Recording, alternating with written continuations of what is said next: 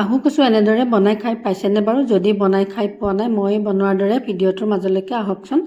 এয়া প্ৰথমতে কচুখিনি মই ভালদৰে ধুই ল'লোঁ। লগতে প্ৰেছাৰ কুকাৰত 1 কাপ পানী দি ভালদৰে এইখিনি হ'বলৈ দিলোঁ। আৰু বেছিকৈ সিজাব নালাগে, হাফ বইল কৰিলেই হৈ যায়। লগতে মই ঠাণ্ডা হ'বলৈ দি দিলোঁ কচুখিনি। এতিয়া ভালদৰে মই বাকলিখিনি এৰিয়াই ল'লোঁ। লগতে আটাখিনিয়ে মই বাকলি এৰিয়াই লৈ ভালদৰে কাঁহী এখনত ৰাখি দিলোঁ।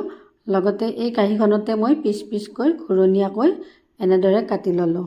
আটাইখিনিয়ে মই ঘূৰণীয়াকৈ কাটি ল'লোঁ আৰু দেখিবলৈ খুব ধুনীয়া হৈছে, দেখিছেনে? আইচক্ৰীমৰ দৰেও দেখিবলৈ হৈছে। লগতে মই মাছ লৈছিলোঁ।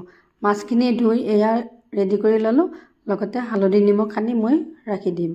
আৰু কেৰাহীখন বহাই দিলোঁ, মিঠাতেল দিছিলোঁ, গৰম হৈছে। মাছখিনি এপিচ দুপিচকৈ এনেকৈ মই আটাখিনিয়ে ভাজি ৰাখি দিম। এইখিনি হৈ গ'ল, উঠাই ৰাখিলোঁ।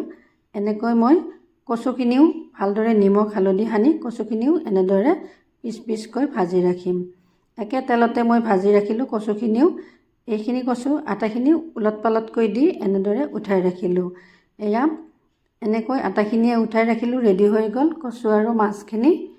এনেকৈ এতিয়া আহকচোন, কেৰাহীখনত মই পিঁয়াজ, নহৰু, কাজু বাদাম, লগতে জলকীয়া আৰু খিচমিচ এইখিনি ভাজি ঠাণ্ডা হ'বলৈ দি মিক্সিত ধুনীয়াকৈ পিচি ল'লোঁ।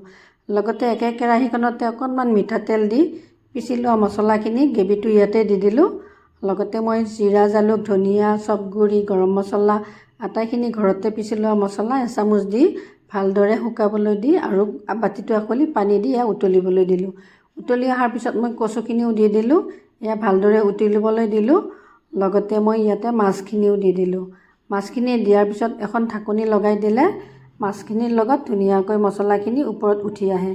লগতে মই ইয়াতে দি দিলোঁ অকণমান ক্ৰীম, নহ'লে দৈ দিব পাৰি। এইখিনি ধনিয়া দি দিলেও হৈ যায়।